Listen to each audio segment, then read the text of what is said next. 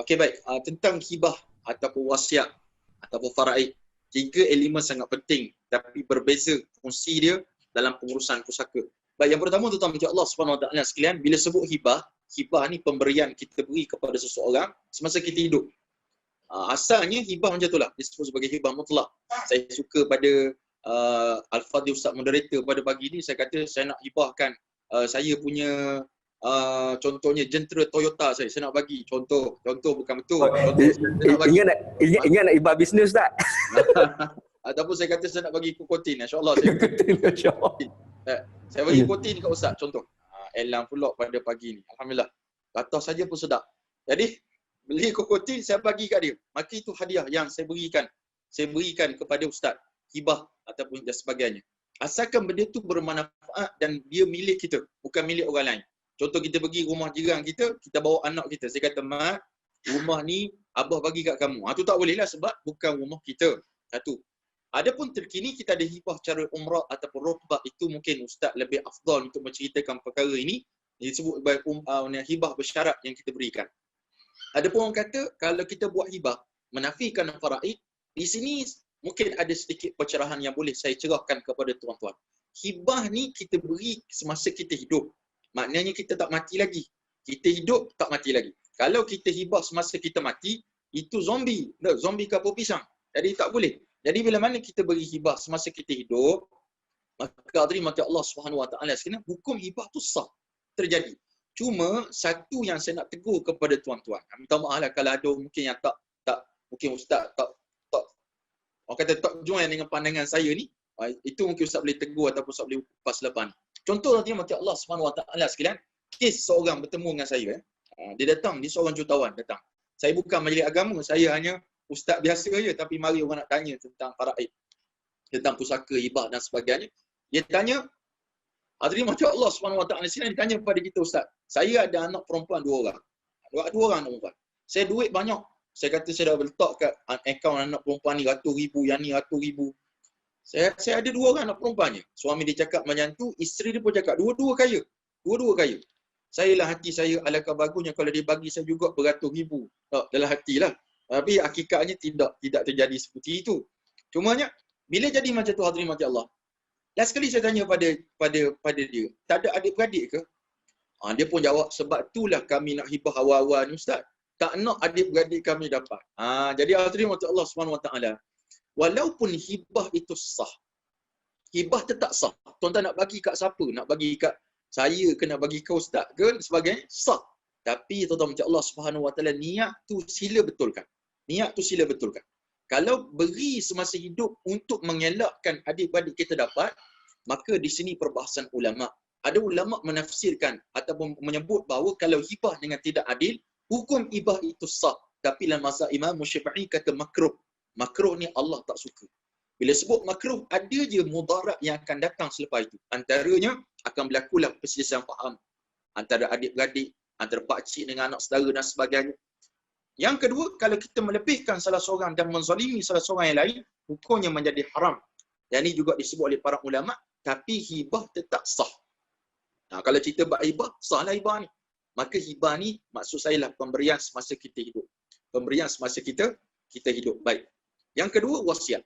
Wasiat ni maksudnya pemberian sesuatu benda kepada seseorang selepas kita mati, berkait dengan mati. Contoh saya kata, kalau abah mati nanti, kalau abah tak ada nanti, kamu ambillah rumah ni, kamu ambillah kereta Ferrari abah, kamu ambillah Lamborghini, dah berniaga untung, kokotin. Jadi, kita tu, saya kata ambillah, kalau abah mati. Baik. Di sini, ramai juga orang Melayu Islam yang tak faham. Tak maaf kita tegur tentang Allah Subhanahu Wa Taala. Wasiat terbahagi pada 2. Saya sebut pada awal tadi kan. Wasiat kepada waris dan wasiat kepada bukan waris. Maksud waris ni waris yang layak terima pusaka kita. Ada 5. Ibu, ayah, suami ataupun isteri, anak lelaki, anak perempuan kita. Ini waris utama. Kalau kita buat wasiat kepada kelima-lima orang ataupun salah seorang, kita wasiatkan kepada isteri kita. Kita kata kalau abang mati nanti, awak ambillah rumah abang ni. Awak ambillah rumah kita ni. Contoh, kita buat wasiat macam tu. Percakapan. Maka kata ulama, bahkan Nabi sebut la wasiyata liwarisin, tidak ada wasiat kepada ahli waris. Waris yang macam mana? Yang layak terima pusaka. Dalam hadis yang lain, Nabi kata, Nabi mengkhususkan lagi, illa an yasha al-warasah, kecuali waris-waris lain setuju dengan wasiat tersebut.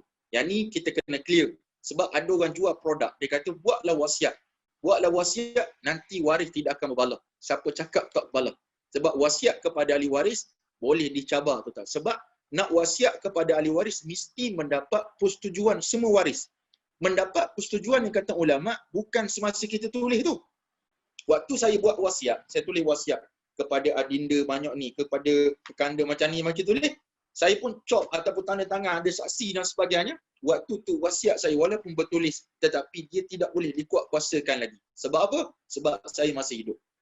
Tapi maksud persetujuan di sini kata ulama, semasa kita nak kuat kuasakan perkara tersebut, maka itulah diambil kira pandangan ataupun persetujuan daripada waris-waris yang lain. Tetapi kalau waris-waris itu jenis bagus, dia sama cakapnya semasa ayah dia hidup macam itulah, semasa ayah dia mati macam itulah, dia setuju dengan apa yang ayah dia nak, go on, silakan. Maka itu clear.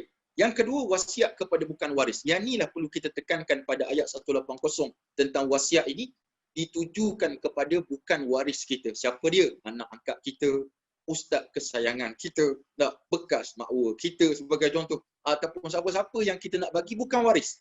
Anak angkat, anak susuan dan sebagainya. Yang ni tuan-tuan menteri Allah Subhanahu Wa Taala, maka kata ulama maksimum yang boleh kita beri 1/3 saja. Jadi kita kena clear yang ni, antara wasiat dan hibah kena ada perbezaan, dan kita kena tengok wasiat jangan bermudah-mudah dengan wasiat. Itu sebab Allah mengulang beberapa kali ayat min ba'di wasiyatin yusi nabiha audain tusu nabiha audain. Kata ulama, kenapa Allah utamakan? Kalau kita perasan ayat ni, min ba'di wasiyatin, sedangkan min ba'di wasiyatin yusi nabiha audain, Allah sebut wasiat, baru Allah sebut hutang.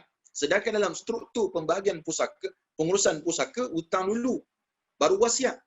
Di sinilah kata ulama, sebab Allah nak menarik perhatian masyarakat ataupun umat Islam, jangan mempermain-mainkan wasiat. Bila ada orang meninggalkan wasiat, kena laksanakan, tapi mesti mengikut syarat-syarat yang syarak telah tetapkan.